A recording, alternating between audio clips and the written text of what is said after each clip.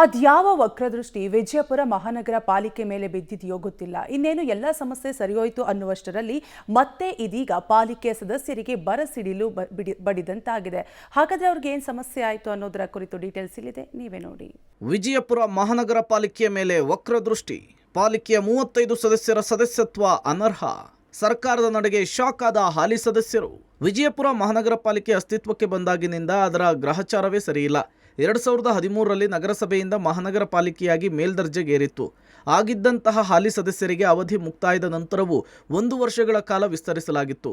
ನಂತರ 2019ಕ್ಕೆ ಸದಸ್ಯರ ಅವಧಿ ಮುಕ್ತಾಯವಾದ ಬಳಿಕ ಪಾಲಿಕೆಯ ಚುನಾವಣೆ 2022ರವರೆಗೂ ಕೂಡ ದೂಡಲಾಯಿತು.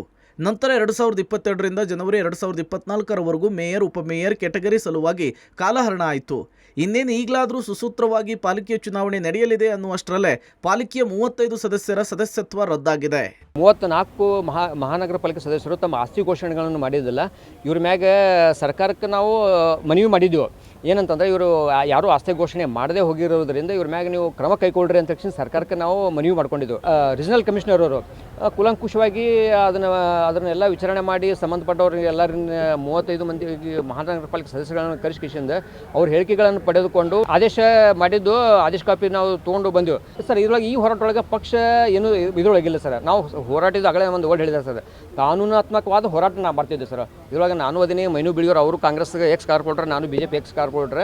ಸೊ ಇದ್ರೊಳಗೆ ಯಾವುದೇ ಪಕ್ಷ ಸಂಬಂಧ ಇಲ್ಲ ಸರ್. ನಾವು ಹೋರಾಟ ಮಾಡಿದ್ದು ಸಂವಿಧಾನಿಕವಾಗಿ ನಾವು ಹೋರಾಟ ಮಾಡಿದ್ದೆ ಸರ್. ಆಸ್ತಿ ಪತ್ರ ಸಲ್ಲಿಸದೆ ಪಾಲಿಕೆ ಸದಸ್ಯರು ವಿಳಂಬ.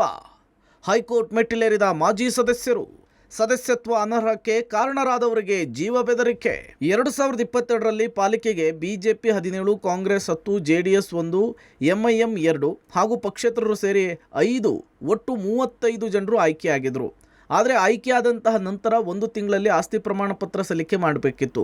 ಆದರೆ ಯಾರೊಬ್ಬರೂ ಕೂಡ ಸಲ್ಲಿಕೆ ಮಾಡಿರಲಿಲ್ಲ. ಇದನ್ನು ಪ್ರಶ್ನಿಸಿ ಎಲ್ಲ ಸದಸ್ಯರನ್ನು ಅನರ್ಹಗೊಳಿಸಲು ಮನವಿ ಮಾಡಿ ಮಾಜಿ ಪಾಲಿಕೆಯ ಸದಸ್ಯರಾದ ಮೈನುದ್ದೀನ್ ಬಿಳಗಿ, ಪ್ರಕಾಶ್ ಮಿರ್ಜಿ ಸರ್ಕಾರಕ್ಕೆ ಕಲಬುರಗಿ ಹೈಕೋರ್ಟ್ಗೆ ಅರ್ಜಿಯನ್ನು ಸಲ್ಲಿಸಿದರು. ಈ ಹಿನ್ನೆಲೆಯಲ್ಲಿ 35 ಸದಸ್ಯರ ಬಗ್ಗೆ ಕ್ರಮ ಕೈಗೊಳ್ಳಲು ಹೈಕೋರ್ಟ್ ಆದೇಶಿಸಿತ್ತು. ಅದರಂತೆ ಬೆಳಗಾವಿ ವಲಯದ ಕಂದಾಯ ಕಮಿಷನರ್ 35 ಸದಸ್ಯರನ್ನು ಅನರ್ಹಗೊಳಿಸಿ ಆದೇಶಿಸಿದ್ದಾರೆ. ಆದರೆ ಇದಕ್ಕೆ ಕಾರಣವಾದ ಪ್ರಕಾಶ್ ಮಿರ್ಜಿ ಹಾಗೂ ಮೈನುದ್ದೀನ್ ಬಿಳಗಿಗೆ ಇದೀಗ ಜೀವ ಬೆದರಿಕೆಯ ಕರೆ ಬರ್ತಾ ಇದೆ ಅಂತೇಳಿ ಆರೋಪಿಸಿದ್ದಾರೆ. ನಮಗೆ ಥ್ರೆಟ್ ಕಿರಣ್ ಪಾಟೀಲ್ ಅಂತ ಹೇಳಿಕೆಸಿಂದ ಒಬ್ಬರು ಎಕ್ಸ್ ಕಾರ್ಪೊರೇಟರ್ ಅವರು ಏನು ಮಾಡ್ಯಾರ, ನಮಗೆ ಸೋಷಿಯಲ್ ಮೀಡಿಯಾನಲ್ಲಿ ನಮಗೆ ಥ್ರೆಟ್ ಕೊಟ್ಟಿದ್ದಾರೆ. ನಿಂದರಿ ನಿಮಗೆ ನೋಡ್ತೀನಿ ಅಂತ ಹೇಳಿಕೆಸಿಂದ ಏನು ನೋಡ್ತಾರೋ ಅದು ನಮಗೆ ಗೊತ್ತಿಲ್ಲ.